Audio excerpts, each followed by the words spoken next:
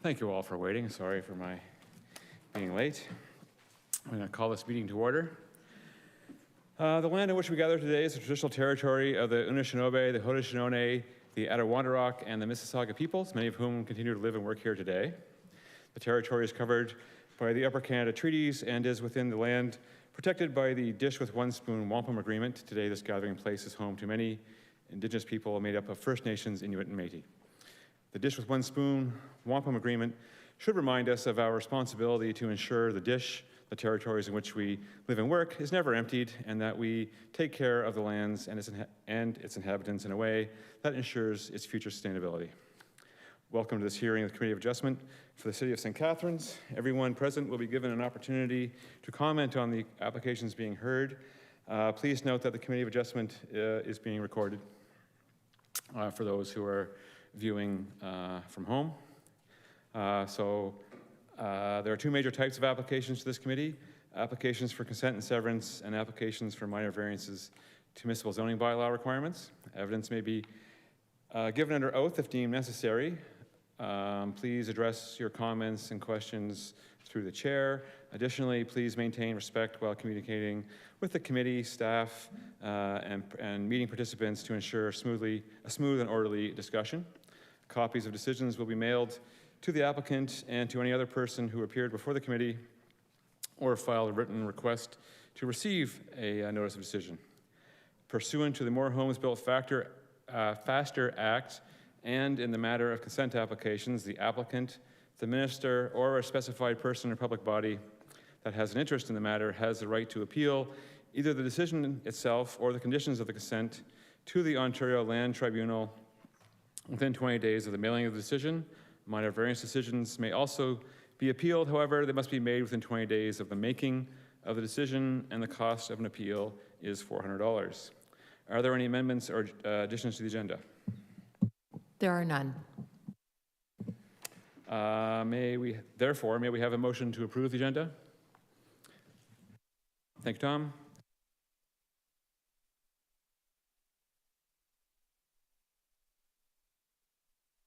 Thank you, Carrie. Oh, yeah. Declaration, does any member of this panel have a conflict of interest in any of the applications being considered at this hearing or the previous hearing if they were not in attendance? Carrie, you declared it for the last meeting. No, correct? I'm declaring a conflict, a non-pecuniary conflict with respect to 1537 Fifth Avenue. Okay, thank you. Tom, you're good? I'm good? Great, thanks. Are there any requests for withdrawal or adjournment? We have, there is a request for an extension of a deferral for 44 Locke Street. The owner, I think, is present. Well, let's deal with that right now. We'll do that, yeah. 44 Locke Street, come on down, right. have a seat. A request was made from planning staff, was received to extend the application until such time that a geotech report is received and the site plan is revised to show an envelope of silt fencing along the lot lines. And that's what the request is for. Great, does the applicant have anything they wish to add about this? And if you,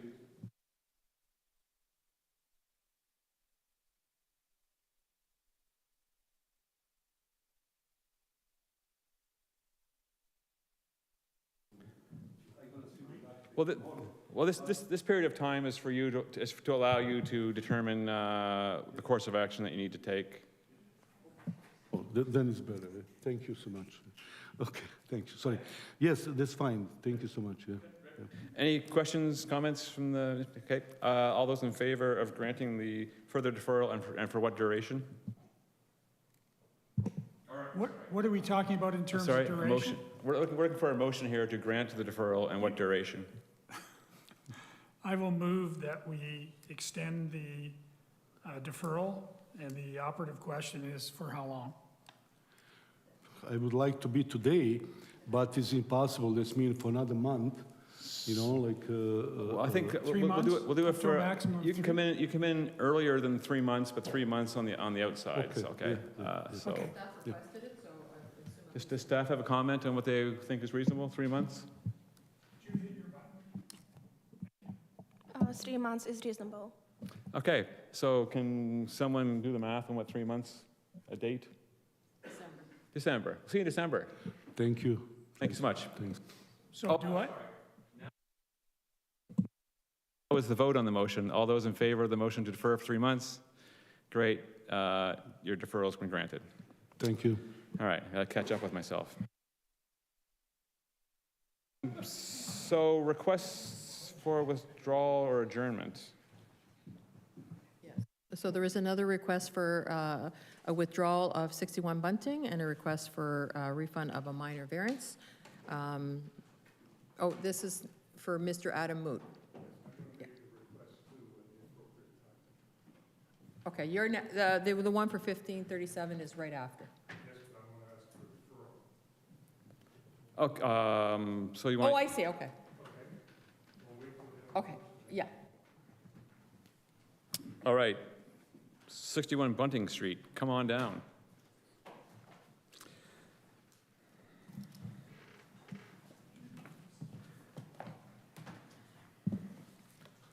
So the committee will have been distributed the letter that was outlining the justification for the proposed justification for the refund of minor variances.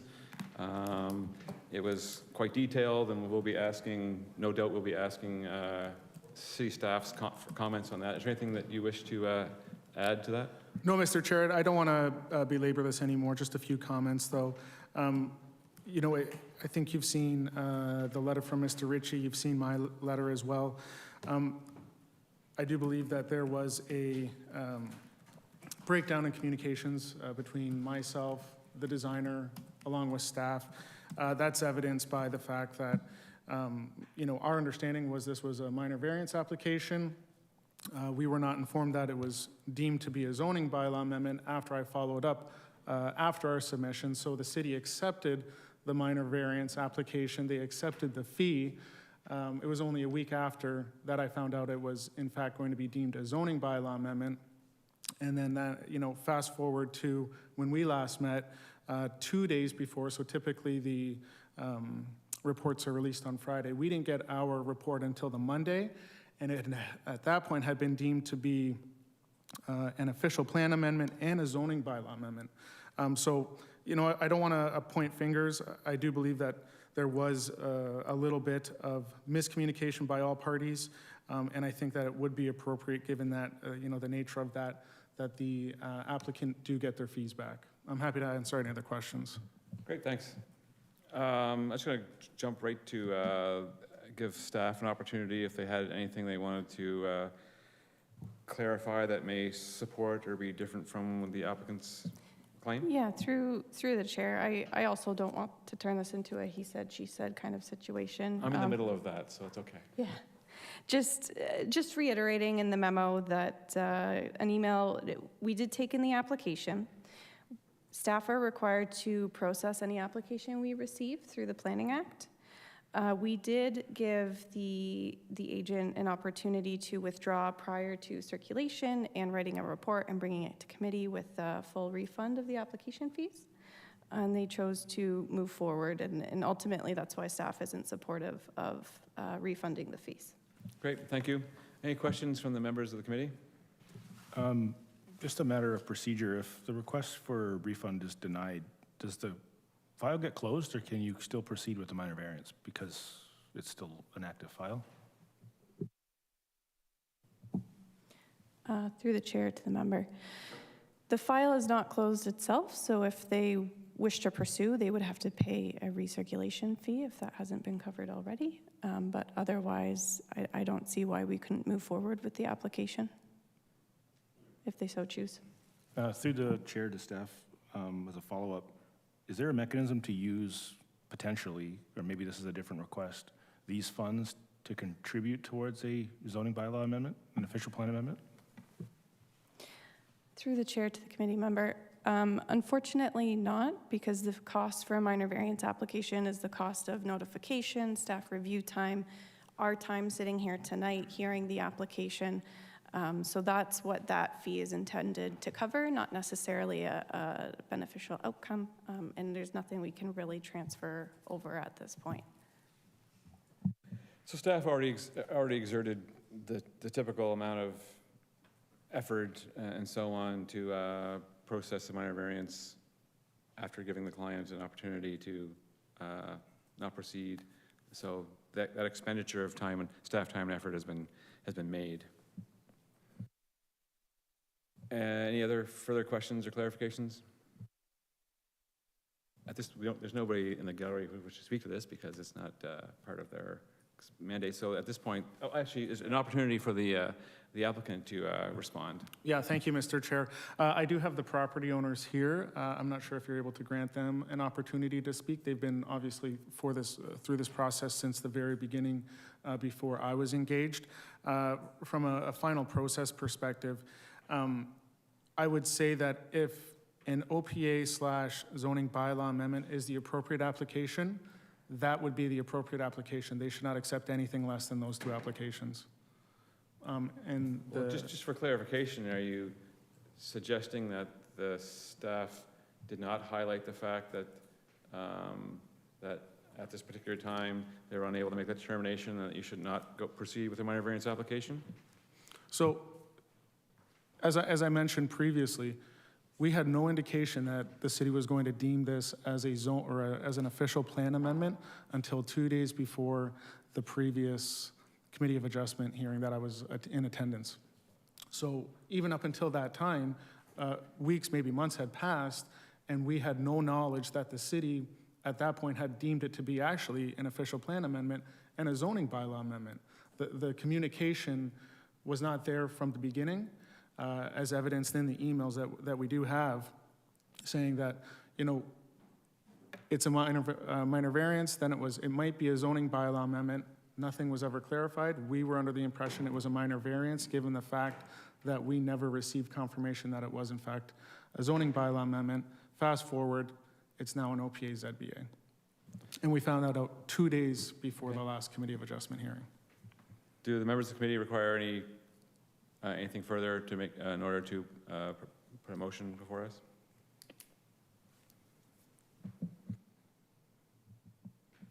Otherwise, we'll have a motion, please.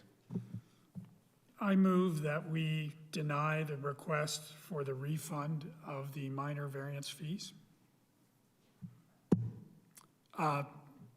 Having said that, I also want to say that anytime there is a request like this, the Committee of Adjustment is sort of stuck in the middle, listening to what one party says and what another party says, and invariably they're completely different, and we have to weigh in. We signed up for that, so it's not a complaint. Any further discussion required on the motion among the committee members? The request is also for withdrawal of the application? So that was my follow-up is, Yeah, sorry. is the motion just for the request for refund, or No. do we have to vote on a withdrawal? Well, okay, well, maybe we should break it up, just in case there's different opinion. Is your motion, did you want to bundle them together?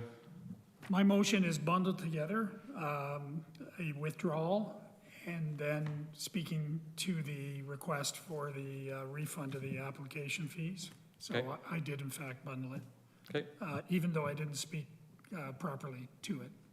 we've cleared it up now, thank you. Thank you, Tom, for clearing it up. If there's no further discussion required among the committee, those in favor of the motion to... Thank you for your time. So now we will proceed with the newly suggested deferral for which address? 1537 Fifth Street Low? Right.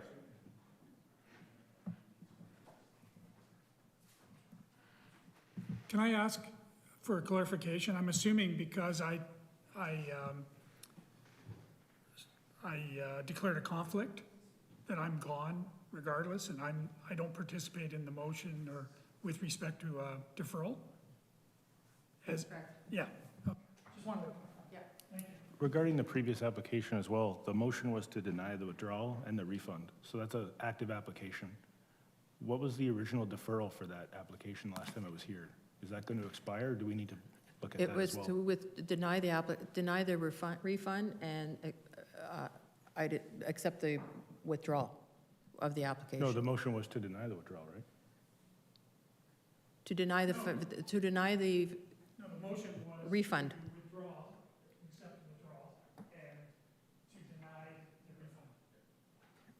Yes. Okay, this is regarding 1537 Fifth Avenue Louth.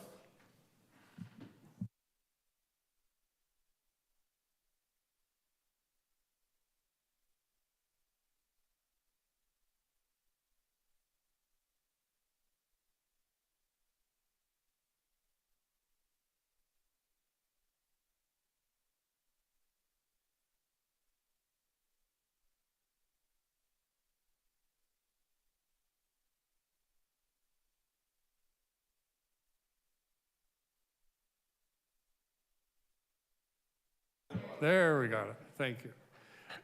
I appeared here today with my client and our planning consultant, fully prepared to make submissions on this matter, in which we disagree with the recommendation of staff. And in that regard, I delivered 5 packages of my exhibit book to Ms. Monroe, expecting a 5-member committee.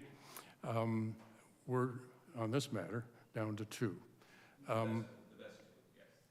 And I don't deny that for a moment.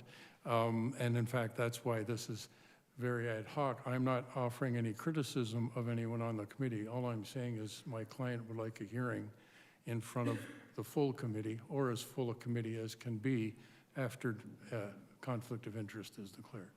So that's my request. That seems reasonable to me. So between the two of us, we will, is there any comments from staff regarding this? To the chair, no, I don't have any concerns with deferring it. They have 2 years to clear their conditions, so if it comes back next month or the month after, that'll still be within timeframes. So Tom, perhaps in your motion, you'll mention 3 months, December, or earlier if they're able to. With respect to application B1324 SC, I move that we defer the request for amending the condition number 6 or deleting condition number 6 for up to 3 months, or the December hearing, whichever, or sooner. All those in favor of the motion? Great. We'll see you between now and December. I understood if it's able to be done earlier, it will be. Is that correct? That's fine. Thank you.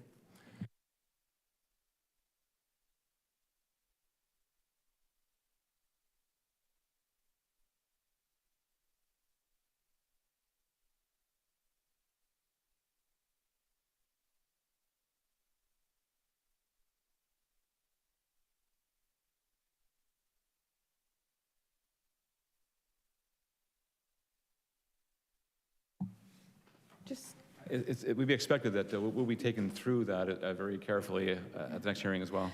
just to Yeah. clarify, if we start reading the information for the application, which I believe is what you're getting at, Mr. Richard, you're going to have to come for the hearing of it at a later date, yeah.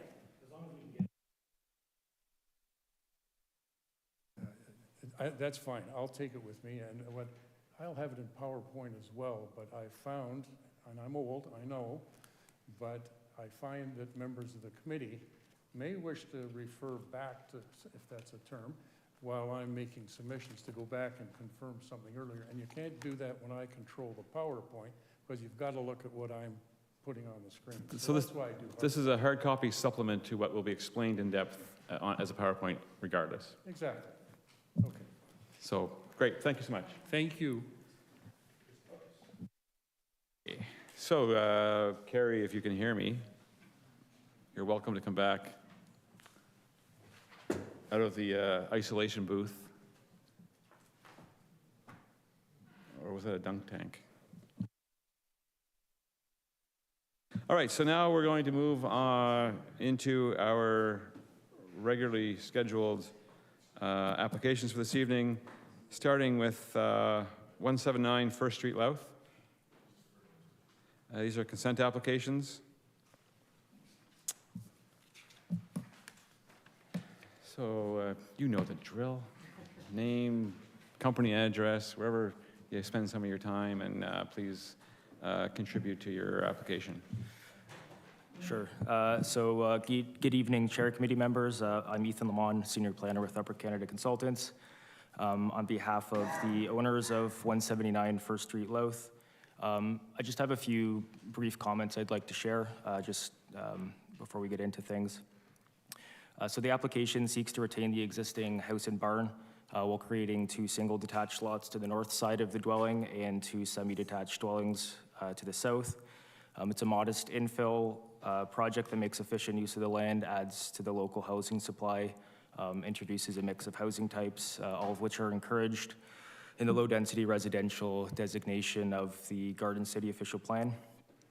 The official plan calls for a density of 20 to 32 units per hectare, and this development comes in at just about 20 units per hectare, which is right at the lower end of the low-density target range in the official plan. The requested lot frontage variance allows us to achieve this target density while also ensuring the proposed lots don't exceed the maximum lot area requirement under the zoning bylaw. And then the rest of the variances relate to the remnant lot in the existing barn. Retaining the barn avoids its unnecessary demolition, and there's no negative impacts on the neighborhood or streetscape with maintaining that structure. The barn sits behind the house. It remains secondary to the main dwelling. So in closing, I'll just say that I've reviewed the staff report, support the recommendation, and have no concerns with the proposed conditions. And I'm just here to answer any questions if there are any. Thank you. Thank you so much. Well, let's find out. Any questions or comments, clarifications from the committee members? Is there anybody in the gallery who wishes to speak to this consent application? Well, if it's all crystal clear as the application suggests and the staff report confirms, then motion, please. Following consideration of all written and oral presentations, I move that consent applications B, 13, 14, 15, and 16, 25 SC be approved. And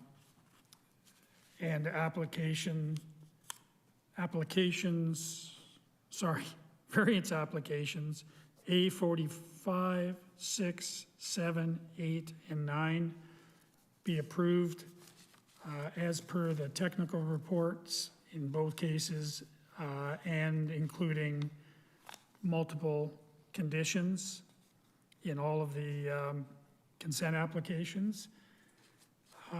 As the consents are desirable and compatible with the surrounding area, have no adverse impacts on the surrounding properties, have regard for Section 5124 of the Planning Act, conform with the policies of the city's official plan and zoning bylaw, maintain the intent and purpose of the PPS, the provincial planning statement, and do not conflict with any applicable provincial plans. Furthermore, the variances are minor in nature, appropriate and desirable for the use of the land, and are in keeping with the general intent of the official plan and zoning bylaw. Thank you. Covered it all there. All those in favor of the motion? Excellent. Congratulations. Our next application is concerning 39 Johnson Street, minor variance application. This is where the owner and/or applicant from the property comes and sits down as per the previous examples.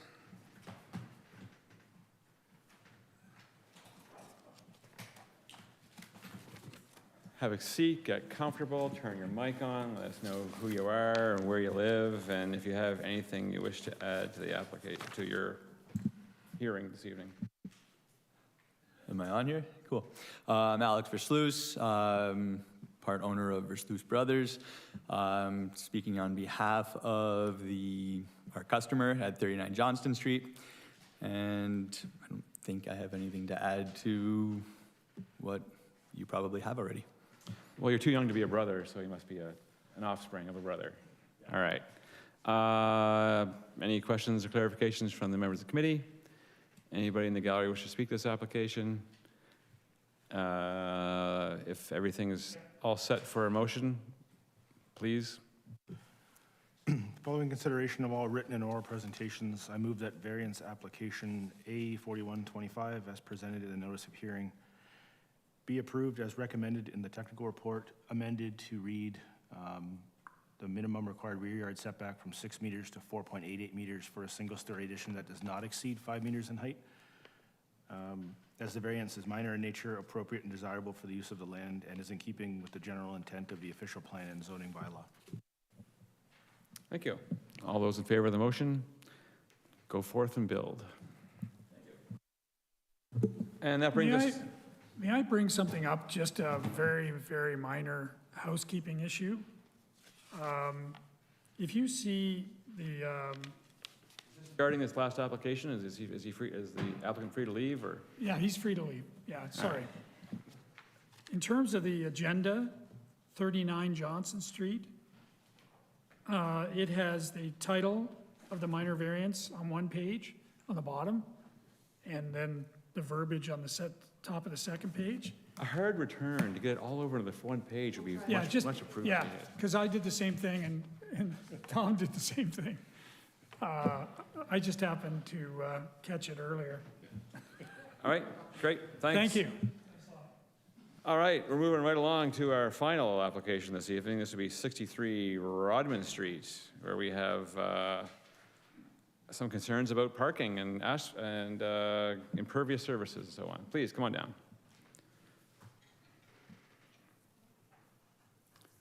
This is a proposal for currently, I believe, what is an accessory building to be converted into the second floor to be perhaps a detached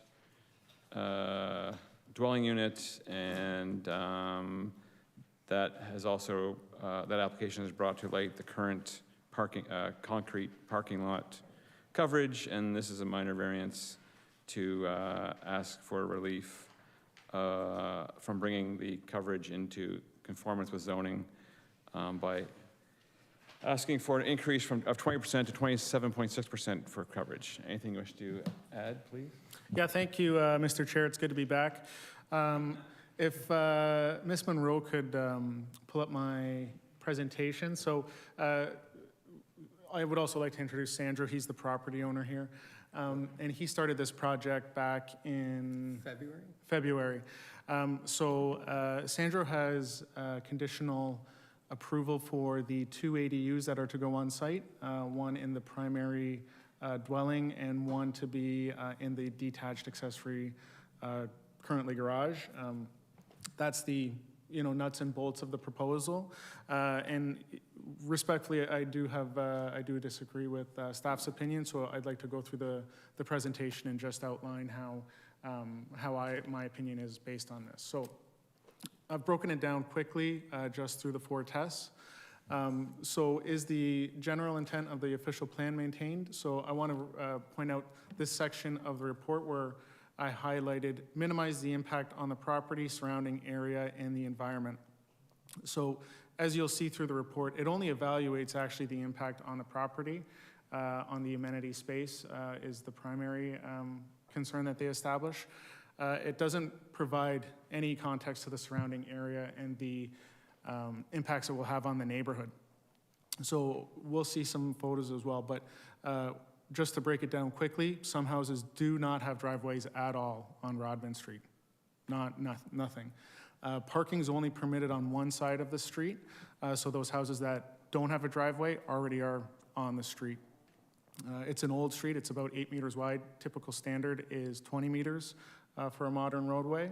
And as it relates to the amenity area on site, we understand that we are reducing the amenity area by keeping the existing driveway as it is built. I should also note that it was built prior to the ownership of Mr. Vesca Sandro, so it had been there for about 20 years. So with respect to the amenity space and the green space available on site, I do note that there are 3 city parks within 300 meters, and the Terry Fox Trail is immediately abutting the rear of the property. Next slide, please. So this is the property or the roadway looking north. You'll see how narrow the road is in the first place, and on the left-hand side, it is dominated by vehicle parking. So the size of the driveway is intended to pull parking off the roadway, keep it on site to not further perpetuate this issue. Next slide, please. I've outlined the property here. So each of those city parks, as I mentioned, is within 300 meters. I think St. Catherine Street Park is the furthest, being about a little over 300 meters. But you'll also note that Terry Fox Trail is immediately behind the property. Next slide, please. So this is as it relates to the general intent of the zoning bylaw, is it maintained? So I highlighted the, I think, most notable part. Help ensure that driveways and parked vehicles do not dominate the streetscape, as we just saw, or individual lots, and that sufficient landscaped area within is maintained for greening and amenity space. That's from the staff report. So I do note that this lot on this road is unique. It's a double lot. So while the parking does, is quite large on the site, it's a larger lot than the rest of the properties on site. The actual proposal improves the streetscape because it is, as I mentioned, pulling parking off the roadway. That's already dominated by parked cars because there are those houses without driveways.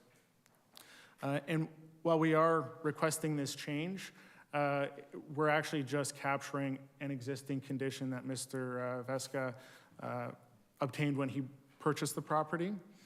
And as it relates to the parking spots on site, we note that the staff report says they're non-functional, but we believe that's in the context of a vehicle because the concern was the one area is a little bit of a smaller kind of area to get the car into, but it doesn't include the fact that people may have motorcycles, e-bikes, scooters, types of modes of transportation of that nature. And nonetheless, as it relates to amenity and green space, the total landscape area is still 40.5% of the lot. Next slide, please. So again, you can see the site plan here. The green area is obviously the landscaped area, and the 4 outlines are proposed parking spots. How people actually do park in the future is really up to them, and depending on what vehicles they do have. You'll also notice just south of the 2 parking spots that are stacked, that's the proposed additional amenity space. So the original application or driveway area was 32.8%. In consultation with staff, we met with them, and we've reduced it down to 27.6%.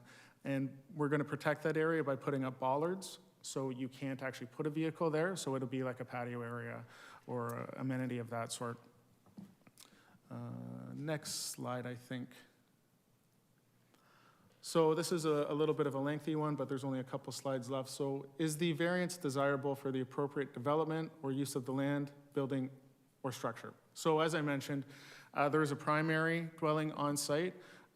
We do have 2 approved building permits from the city conditional on either cutting that driveway down to 20% or getting a minor variance application, obviously the nature of why we're here. The site plan includes 3 total homes, 1 primary, 2 ADUs, and there's 6 bedrooms proposed on site. So, you could look at that any way you want to. There could be 6 people in 6 bedrooms, or, any number that would, how many people you want to put in a bedroom. Further to how this impacts the site, the zoning bylaw requirement is 1 space for the primary dwelling, and it's 0.5 for each ADU for a total of 2 spaces, disregarding the fact that there's 3 homes, 6 bedrooms, any iteration of people that could be living in there. We will note, and I think I make note of it a little bit later, I do, on the 4th line. So the city's zoning bylaw only advises of the minimum parking spots. So the 1 spot for the primary and the half spots for the ADUs. There is no number for a maximum. So Sandro is just trying to build something that people would want and would be desirable when they're looking for a place to live.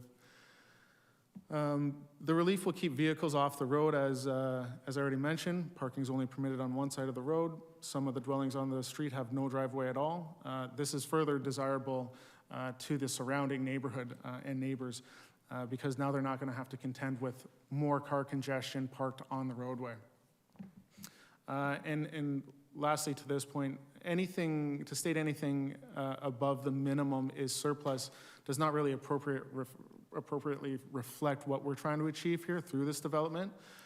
We're trying to prioritize housing and the desirable amenities that come with desirable housing, such as available parking spots, things of that nature. Next slide. Is the minor variance minor in nature? So I've bolded this one line. Minor variances are primarily contextual rather than based on metrics alone. And we need to look at all of the circumstances rather than just that number. So we've talked about green space that's publicly available, parks, the trail. There's already 40% of a landscaped area on the site.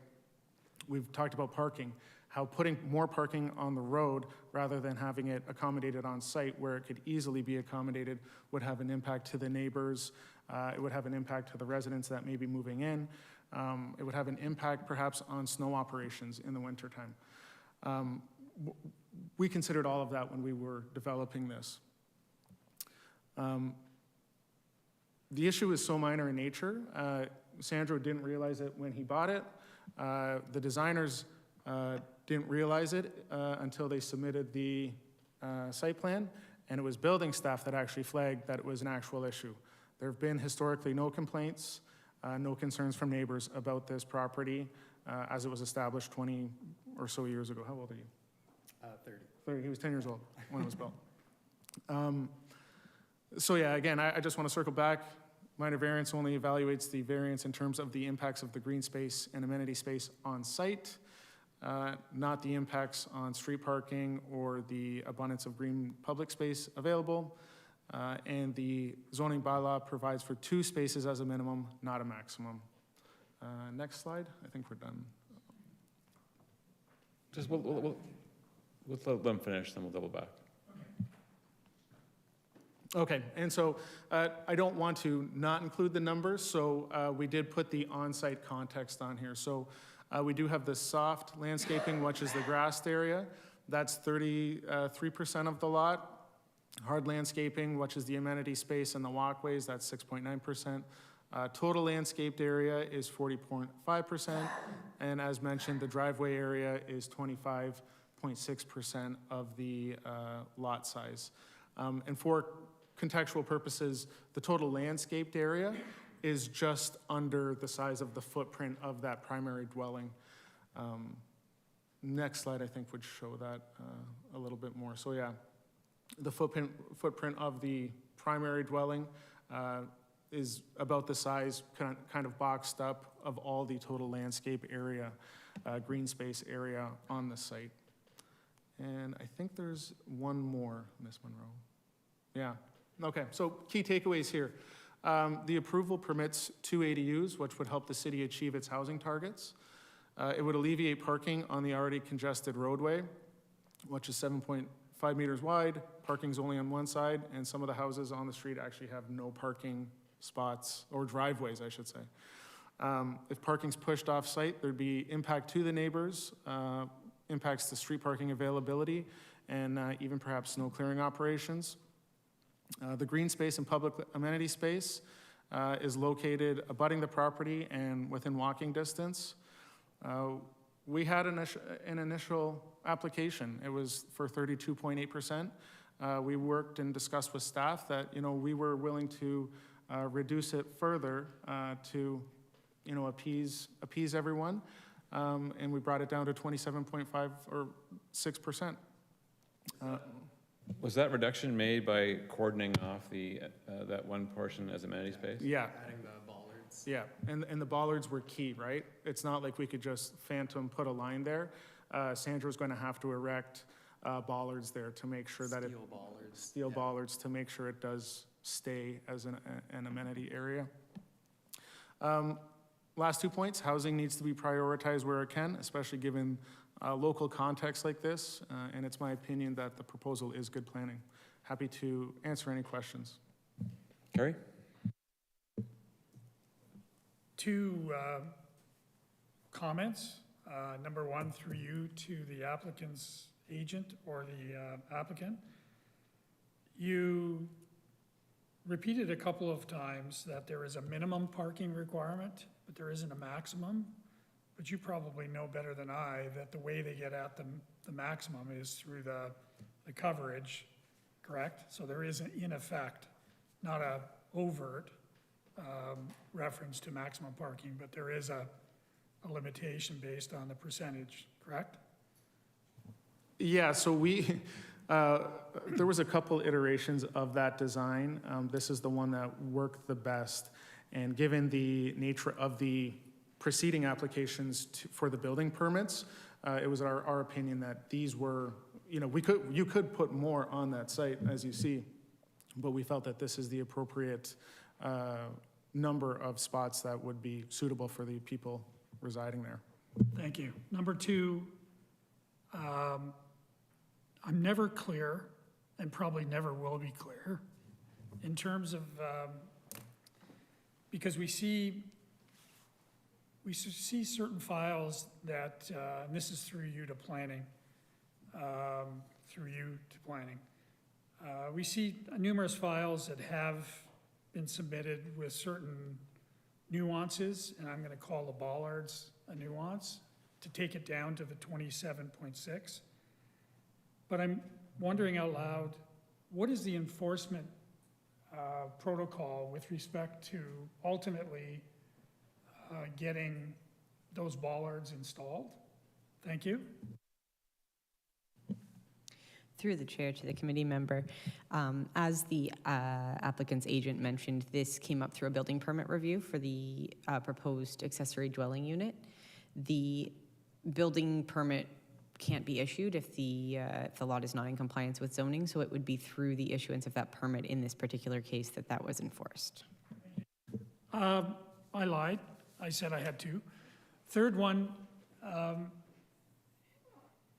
is I like the way, and you can't take credit for it because you bought it. I like the way that the parking area, we see more and more of these runways being built. We constantly, and not only are they built, but they're duplicated side by side. Numerous properties have these massive runways.